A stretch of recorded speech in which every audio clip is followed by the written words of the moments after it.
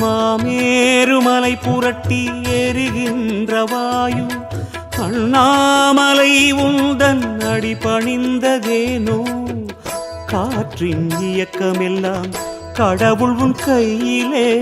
கடும் தவம் அவன் இருந்தான் அருணாச்சலத்திலே வாசி வாசி என சுவாசிக்கும் காற்றுக்கே வீசு வீசு என பலம் தந்த அண்ணலே